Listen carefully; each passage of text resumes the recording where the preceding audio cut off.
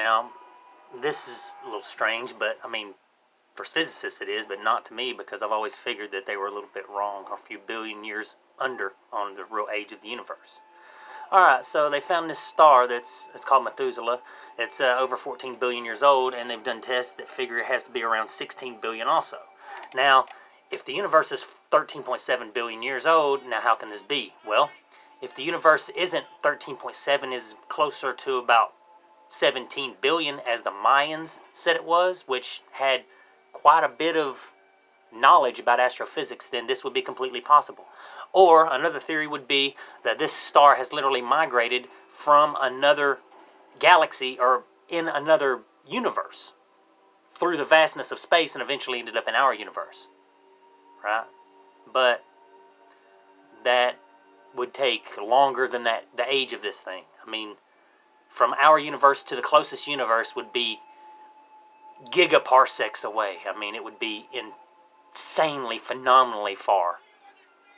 You could line up 10 billion of our universes side by side and probably still not be close to the closest universe. Or you would be right at it. I mean, it's completely insane.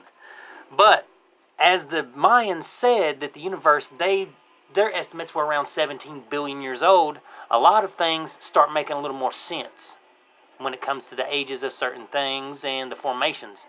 So physicists need to refine their tools. Yeah, we use computers to figure this stuff out, but you know what? Those computers are programmed by humans. So it's limited to what we are limited to.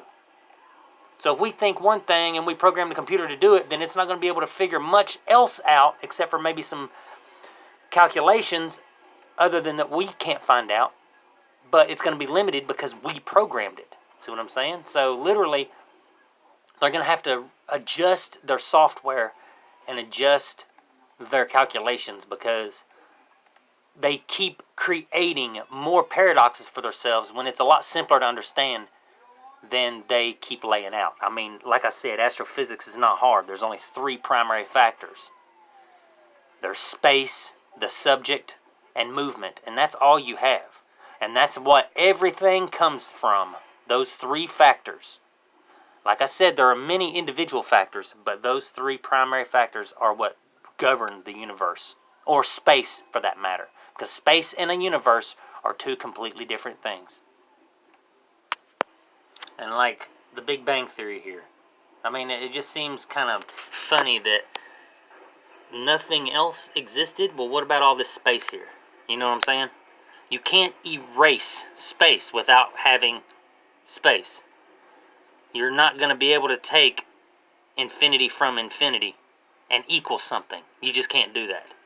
I don't see why physicists can't see this. It's complete logic. It's like common sense. And these are supposed to be the smartest guys around.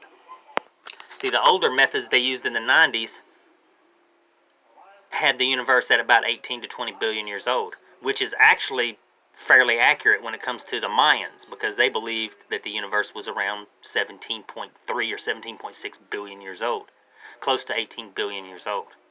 And I would not doubt this with the amounts of 18s and 6s when it comes to astrophysics, because it's similarly like square squared, because this is depth and you have infinite dimensions in this depth. Alright, a plane in geometry, okay? The plane of existence is the temporal field, okay? A plane is flat, 2-dimensional surface which extends infinitely far, alright?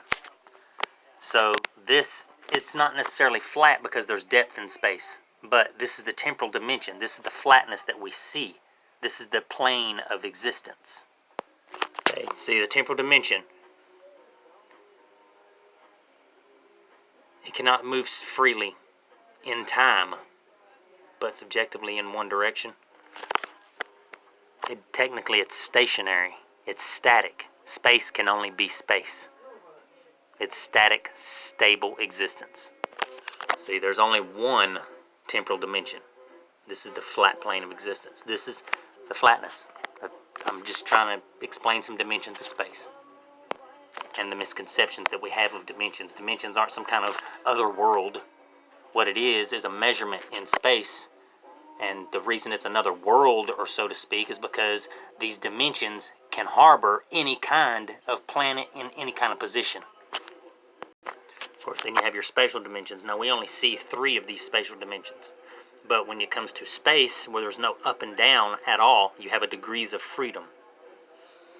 And the spatial area is more cubic because you have 6 dimensions. You have a bottom, a front, a back, sides, top. You have 6 dimensions. And when you turn it off center like this, then you have 6 more dimensions. Okay, so this is the 12 dimensions that we have in space right here. But each point has an infinite amount of dimensions on its own. These are subdimensions, basically. So there's an infinite amount of dimensions in space, but we can logically perceive 12 of them. Well, we could logically, technically perceive 5 of them with our brain, but we can measure 12 of them logically. Okay, now there's a little misconception here also. Okay, a temporal dimension is a dimension of time. All right, technically it's a dimension of space. Okay, and time, but you can't have time when there's no matter. Okay, so it's technically a dimension of space and potential. Okay, time is often referred to as the 4th dimension for this reason, but that is not to imply that it is a spatial dimension. A temporal dimension is one way to measure physical change. It is perceived differently from 3 spatial dimensions in that there is only one of it, and that we cannot move freely in time, but subjectively move in one direction. Okay, now, we can, if we had the technology, we can move freely in time.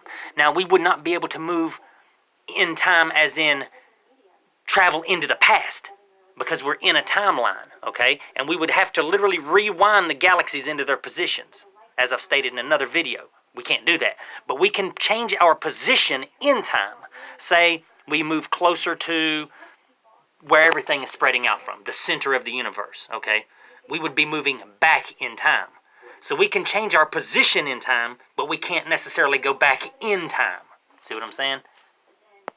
So there's just subtle things that are inaccurate that create all these problems. Now, I don't know if they do this purposely or they literally don't see these things.